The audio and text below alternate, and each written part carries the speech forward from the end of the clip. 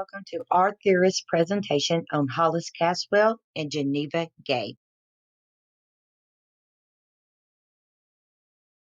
The presentation will include the life and times, main contributions, key works, influence in curricular domains, and the four curriculum questions of Hollis Caswell and Geneva Gay. Dr. Hollis Leland Caswell was born October the 22nd, 1901 in Woodruff, Kansas. He was born to homesteaders where he attended a small rural Kansas school before attending various colleges. He earned his bachelor's and master's of arts degrees. Additionally, he earned three different doctoral degrees in philosophy, law, and pedagogy. Caswell spent the majority of his professional career at the Teachers College of Columbia University.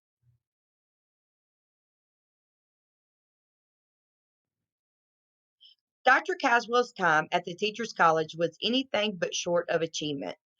Other than acting as the president for almost 10 years, he served on the faculty for more than 3 decades. He is mostly known for opposing standard curriculum in public schools. His approach was considered more contemporary with democratic values. Dr. Caswell also held high positions in national educational organizations such as American Council of Education and National Education Association.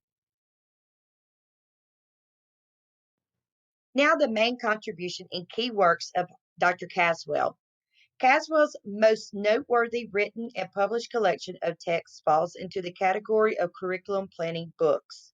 He worked closely in writing texts with Doak S. Campbell. A main contribution and key work of Caswell's is the 7 questions that hold concrete relevance in today's world of education and curriculum theory.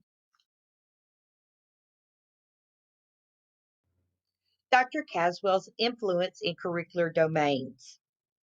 During the development period, the educational world was approached with diverse avenues on how to create and develop curriculum. Caswell was one who broke the mold by believing that curriculum is more than a script.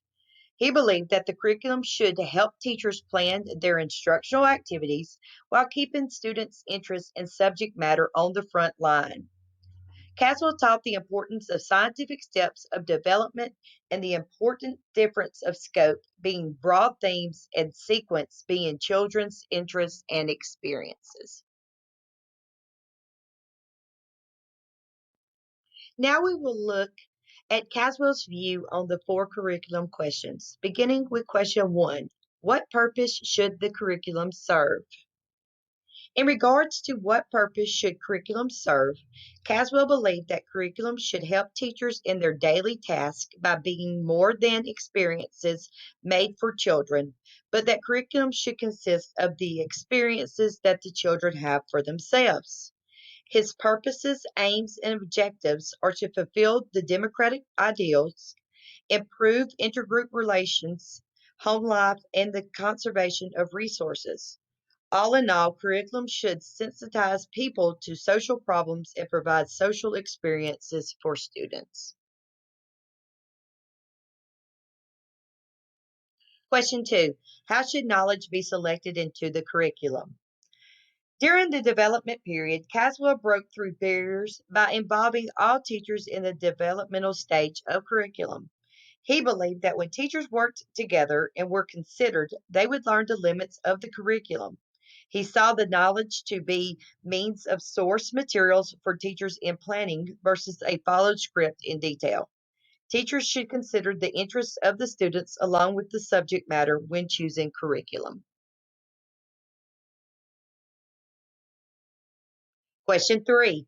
What is the nature of students and the learning process, and how does it suggest teachers should organize learning experiences and relationships? According to Dr. Caswell, the nature of students in some way drives the curriculum due to their interest. A well-established student-teacher interaction is crucial. The learning process is brought on by the teacher applying what is best known about subject matter, child's interests, and the social needs of the students and the school. The involvement of key ideas and concepts should be applied to the child's performance and social functions as well. Question 4. What is the purpose of curriculum evaluation? The purpose of curriculum evaluation is needed in order for a school to meet new and improved social and personal needs. The demands for curriculum change should be evaluated and screened. Caswell believed that the evaluation process should follow an explicit rubric.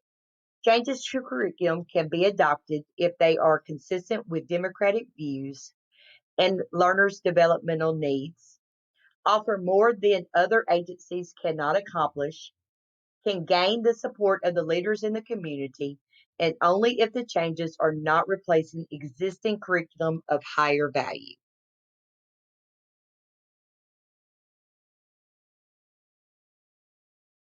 Now we shift our focus to Geneva Gay.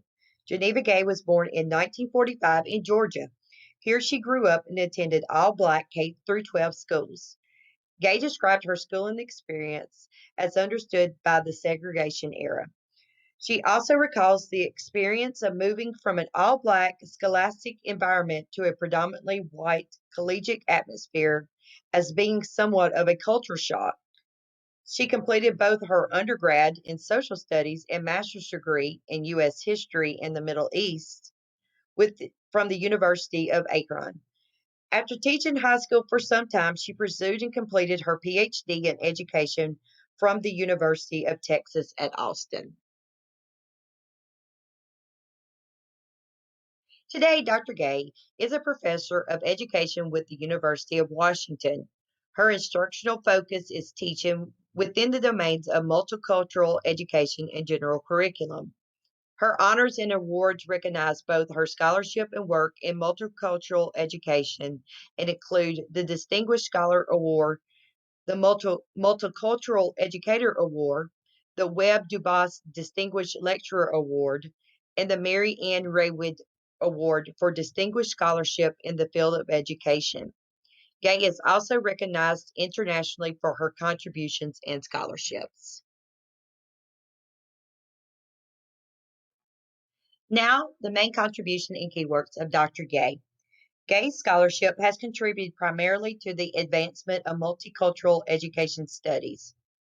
Much of her research and contributions specialize in the field of culturally responsive pedagogy.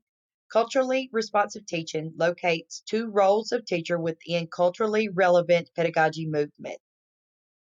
With this work, she introduced the concept of culturally responsive teaching, which allows educators to focus on the needs of a diverse student population. The title is currently in its third edition. The Essence of Learning establishes a foundation for understanding the relationship between general and multicultural education. The influence in curricular domains. Dr. Gay has contributed significantly to the expanding field of multicultural education and its influence on contemporary pedagogical reforms.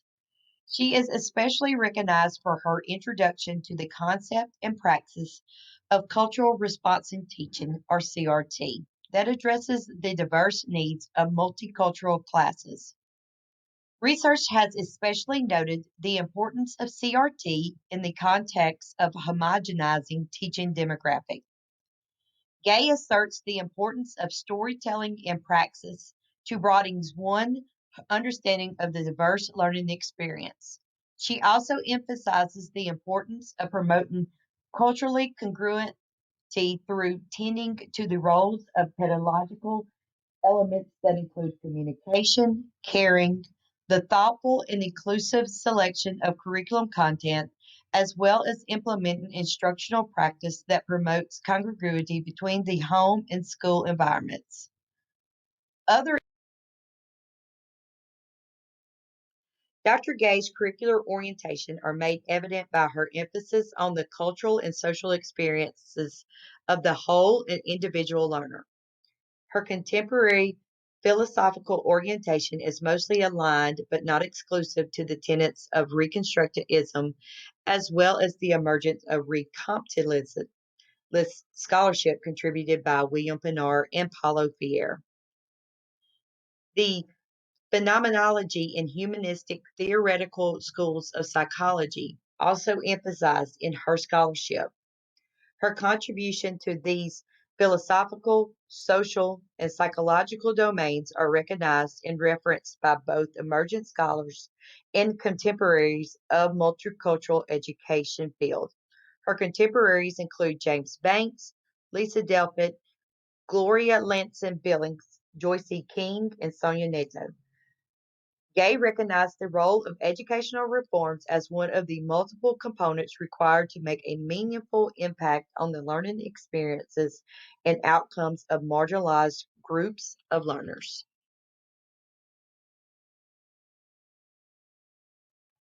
Now, the four questions of the curriculum. What purpose should the curriculum serve?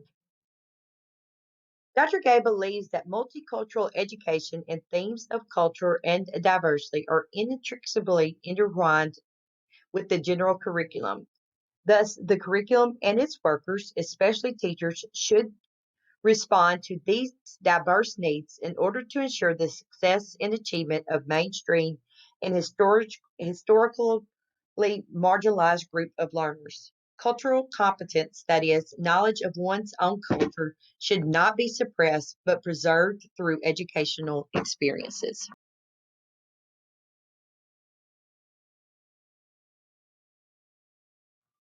Question 2. How should knowledge be selected into the curriculum? Dr. Gay placed a strong emphasis on the importance of content selection for the curriculum, citing it as the link to academic performance. She also stressed the value of asset pedagogy over deficient pedagogy. It's certain that curriculum and instruction should focus on and begin with the learner's strengths and interests. Selected content should be meaningful to the learners by representing the experiences, history, contribution, and achievements of their ethnic groups. The teacher and other curriculum workers should achieve this end by including multiple formal and informal sources. The community should also be engaged in the knowledge selection and construction process. This contribution enhances the authenticity of interaction with the curriculum, adding value and meaning for the learner. The frequent use and reference of textbooks by educators means that their quality should also be ensured. The individual stories and experiences of diverse groups should also be reflected in the content. Question 3. What is the nature of students and the learning process, and how does it suggest teachers should organize learning experiences and relationships? Dr. Gay raised collective consciousness around the unproductive effects of homogeneous instructional strategies that are often based on Eurocentric pedagogical principles. She argued that differing backgrounds of teachers and students often resulted in a disconnect or incredulity across classroom contexts. Dr. Gay asserted that attention to the diverse learning needs of students as a requisite for ensuring student engagement and intellectual growth.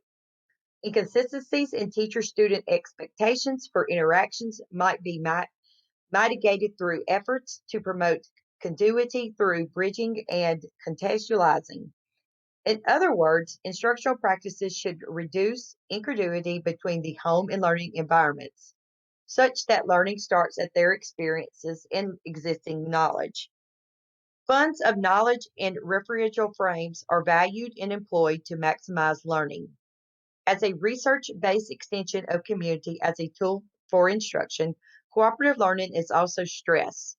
Some cognitive referential frames are intertwined into recognizing the unique strengths and starting places of each student. Also, students should be taught to engage content from a critical and analytical perspective.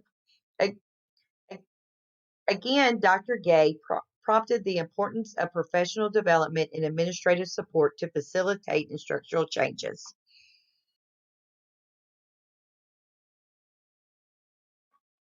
Question 4. What is the purpose of curriculum evaluation? Disaggregation procedures measure the overall performance of groups without considering the variation of learners within the group. A second problem was related to the linguistic composition of standardized assessments, which advantaged speakers of standardized American English. Dr. Gay highlighted studies that recorded increases in the IQ score of African Americans. For example, for tests that has been translated to Ebonics. A third issue was that educators and other curriculum workers often aligned and narrowed their scopes to the tested curriculum. Consequently, there was little concern for non test related issues like diversity in the classroom. In response to these and other issues of evaluation, Gay asserted that there is no right curriculum, assessment procedures for all students. Classrooms teachers should use a variety of assessment procedures that are responsive to the student's cultural heritage and personal experiences. For the dialogue section of the presentation, we're going to look at Caswell Gay's and another theorist, Hilda Taba's contribution to curriculum theory, development, implementation, and evaluation. Hilda Taba is an Estonian-born American educator who made great contributions to multicultural education and curriculum design. Being a contributor to many of Ralph Tyler's works, she developed a curriculum model that created three more steps to Tyler's model.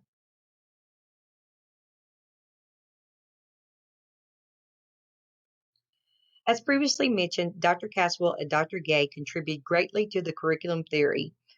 One of Caswell's contributions was identifying the curriculum as a set of experiences for the learner.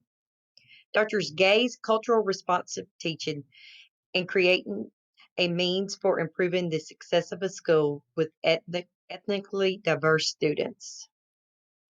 Dr. Taba's contribution helped build the foundation of education for diverse students.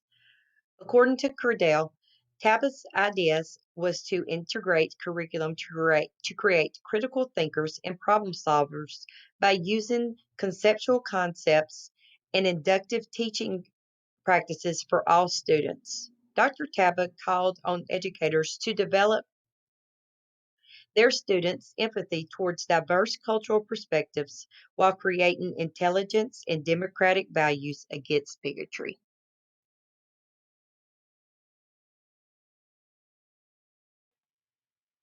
In addition to the contributions discussed earlier, Dr. Caswell and Dr. Gay had additional contributions to curriculum development. When it comes to curriculum development, teachers should be involved in the curriculum process. According to Burbell, Caswell believed that under the right guidance, informed teachers were best qualified in deciding the most effective educational experiences for the students.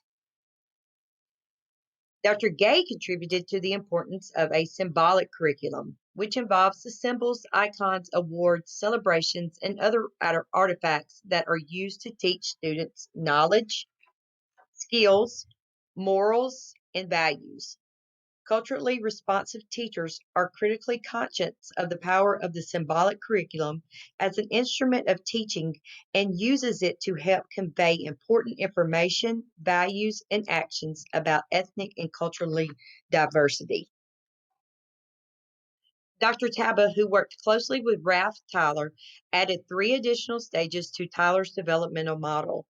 According to Lundberg, the model includes an organization and relationships among five intermediate elements: objectives, content, learning experiences, teaching strategies, and evaluative methods.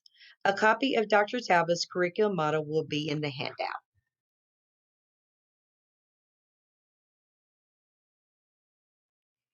Influence on curriculum implementation. In addition to student-teacher interaction being forefronted, Dr. Caswell believes sequence of activities to be arranged according to interest, and the conservation of life should be introduced and studied at every grade level. It was mentioned earlier, Dr. Gay believed that pedagogical methods are important in implementing cultural responsive teaching. According to Gay, another concept in implementing curriculum is cultural scaffolding, meaning it is important to use students' cultures and experience as part of the learning environment. Culture scaffolding starts with sensitivity towards culture and begin building relationship. This place of sensitivity and caring creates a rapport with teachers and diverse students. Dr. Dr. Taba's model, there are detailed teaching strategies and procedures that should be included in the curriculum. According to Lindbergh, these strategies are designed to allow students to look at their individual thoughts about the lesson. Certain strategies can be used for the development of cognitive skills, which can be applied to new and learned situations.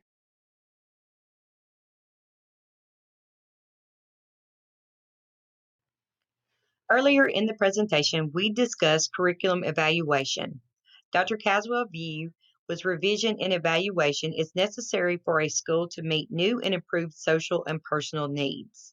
Dr. Gay's view is there is no right curriculum. Assessment should be a variety of procedures that are responsive to cultural heritage and personal experiences. Test and revise method is a way to implement curriculum according to Dr. Taba. According to the author, Dr. Taba, use of test and revise involved creating an experimental teaching unit and then bring it to the classroom.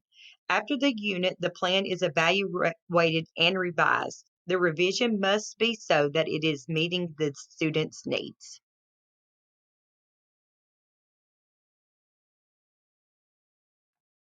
We would like to thank you in advance for your feedback. We will end the presentation on this quote by Dr. Gay. While caring about conveys feelings of concern for one's state of being, caring for is active engagement in doing something to positively affect it. Thank you.